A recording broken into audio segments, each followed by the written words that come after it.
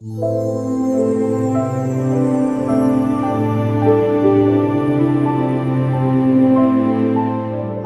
దేవుడు కరుణా సంపన్నుడయ్యుండి మనము మన అపరాధముల చేత చచ్చిన వారమై ఉన్నప్పుడు సైతం మన ఎడల చూపిన తన మహాప్రేమ చేత మనలను క్రీస్తుతో కూడా బ్రతికించి కృప చేత మీరు రక్షించబడి ఉన్నారు.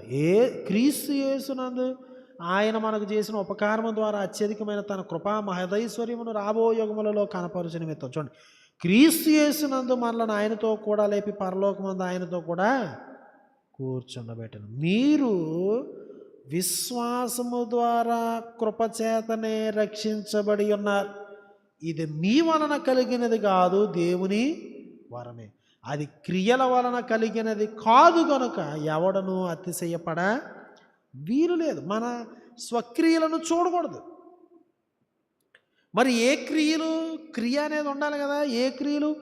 మనము వాటి యందు ఏదండి మరియు వాటి యందు మనము నడుచుకొనవలనని దేవుడు ముందుగా సిద్ధపరిచిన సత్క్రియలు చేయుటకై మనము క్రీస్తు యేసునందు సృష్టింపబడిన వారమై ఆయన చేసిన పని అయి ఉన్నాము అని. ఆయన మన కొరకు కొన్ని సత్క్రియలు ఏర్పాటు చేశాడు యేసుక్రీస్తు ద్వారా. ఎప్పుడైతే మనం సరి అయినటువంటి విశ్వాసంలో వెళ్తామో అప్పుడు మనం ముందుకు వెళ్తాం. విశ్వాసము ఉంచేము అంటే దాని అర్థం దేవుని స్నేహితుడు స్నేహితురాలు అని. దేవుని స్నేహితులు ఏ విధంగా జీవిస్తారు? ఆ విశ్వాసం మనల్ని అట్లాంటి బ్రతుకుకు నడిపించాలి. నేను దేవుడి స్నేహితుడినండి, నేను దేవుడి స్నేహితురాలని మనం చెప్పుకోవడం కాదు, బయట వాళ్ళు చెప్పాలి. ఇతడు దేవుని స్నేహితుడు, ఈమె దేవుని స్నేహితురాలు. ఎట్లా చెప్తారు? మన పనులను బట్టి. ఏ పనులు?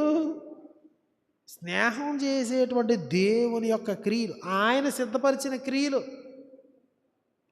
అవి విశ్వాసం ఉంచిన వారు మాత్రమే చేయగలిగినటువంటి